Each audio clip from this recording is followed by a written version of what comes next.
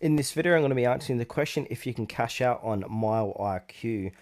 If you find this video helpful, please consider to like this video and subscribe to my channel. In saying that, let's just jump straight into the video.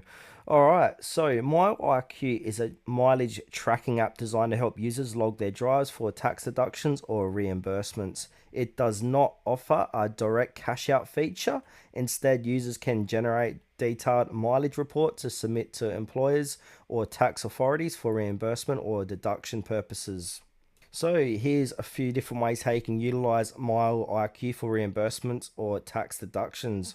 So number one, tracks your drive. So MileIQ automatically records your drives in the background and ensure the location services are enabled on your device to allow accurate tracking. Two, classify your drives after each trip. Classify it as either business or personal by swiping right or left in the app. This classification is crucial for accurate reporting.